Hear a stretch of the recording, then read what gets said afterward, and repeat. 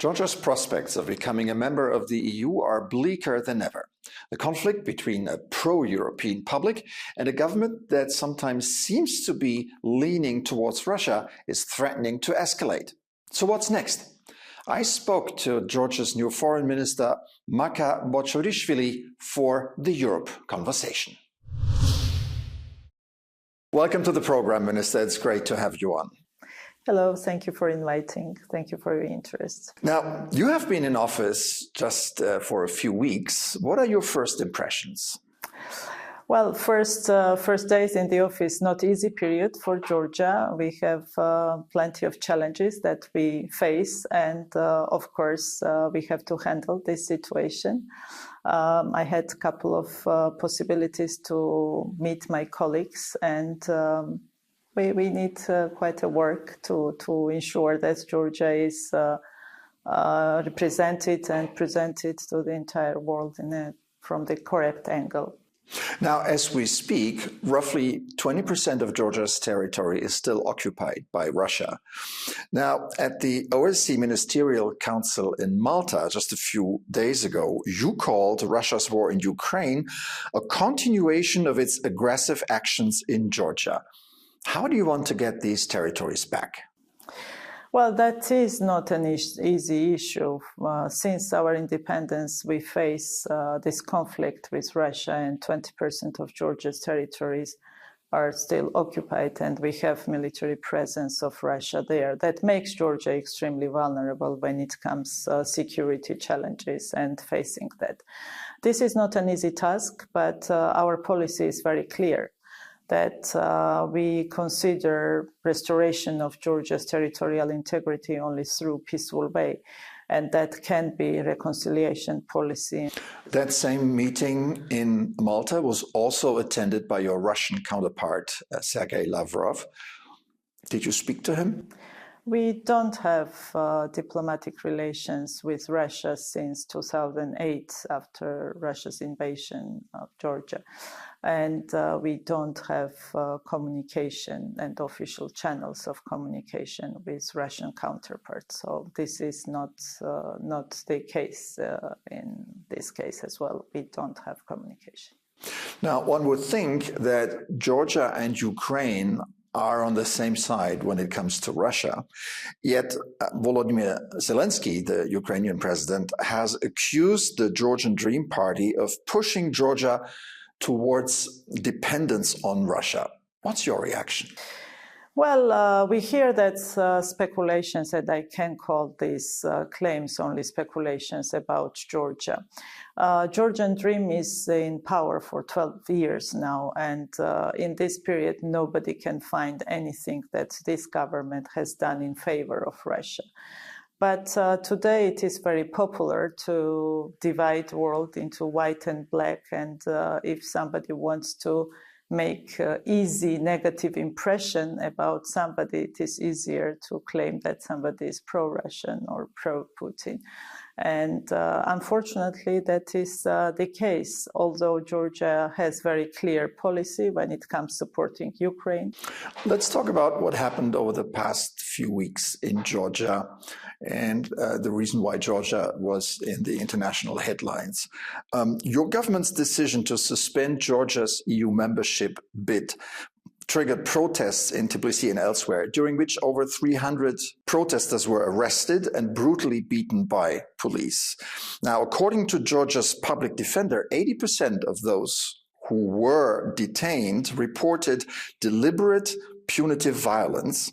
Several opposition leaders were also arrested, things that were severely criticized by the EU, European governments, and the United States. What do you tell these governments in response?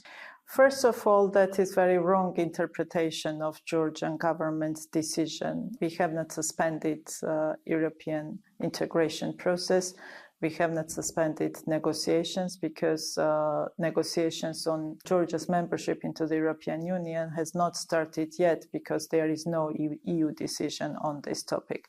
When it comes to reaction from Georgian society or protest in the streets of Tbilisi, of course, everybody has right to protest, but right to peaceful protest. And unfortunately, I have to say that we cannot really call this protest necessarily peaceful, because the violent groups that were acting with the fireworks, and their target was police forces, and we have around 200 policemen injured, and some of them really received very serious injuries. It is very hard to say that it is peaceful protest.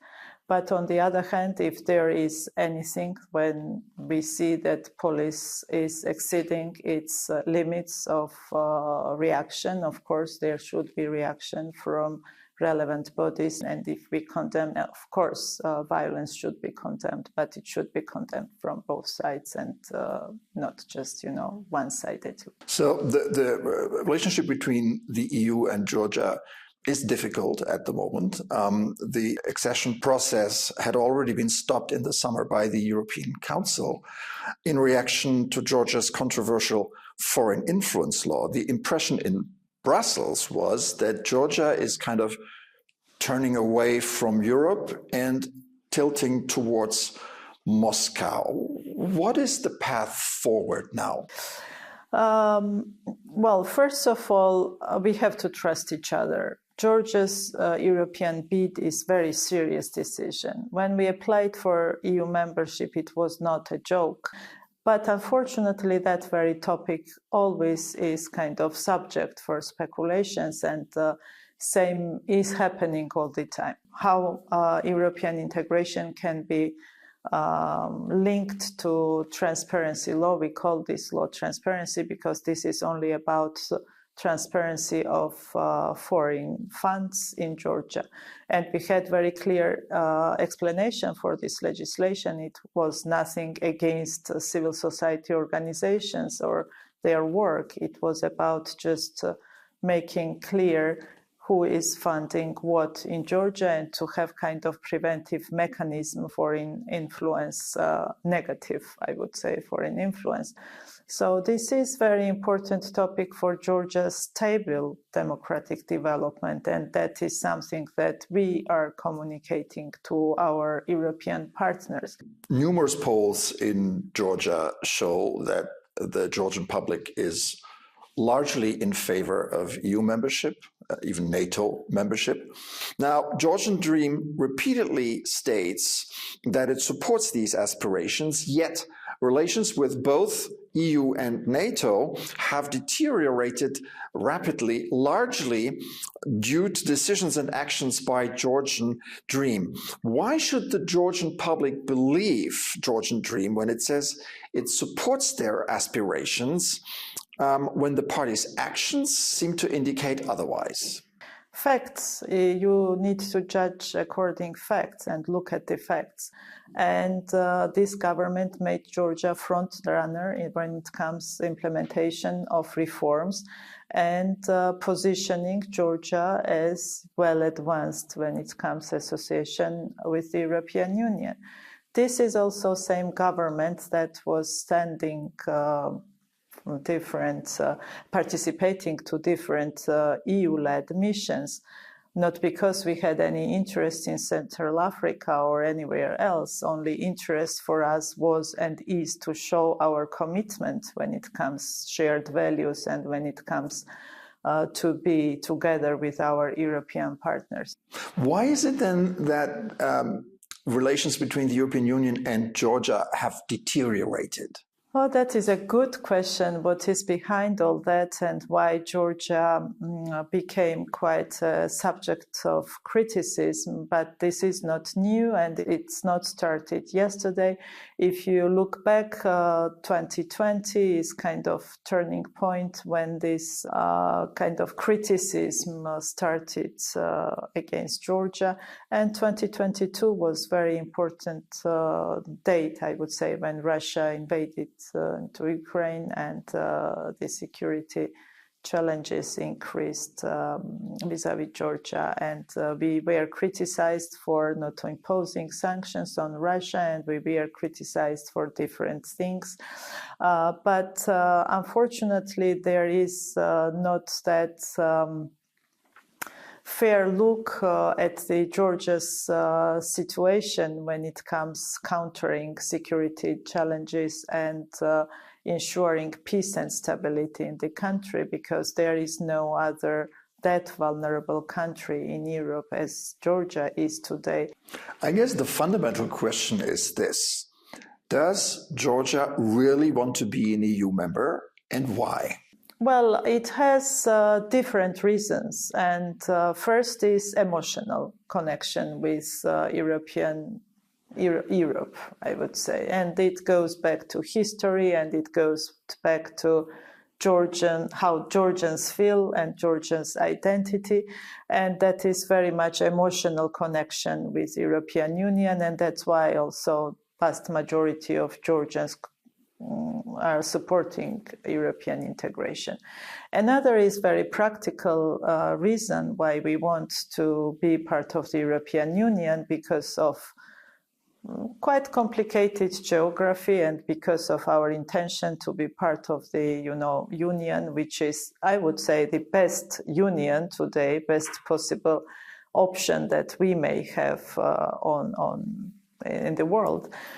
In terms of human rights, in terms of economic development, and many other things, where you would be wishing to place your country. And it will require some efforts, because this relationship is not in the best shape today. I will not lie, I will not be naive, but I believe that it is possible and it is doable. All right. Thank you very much, Minister, for a fascinating conversation. Thank you very much for your questions.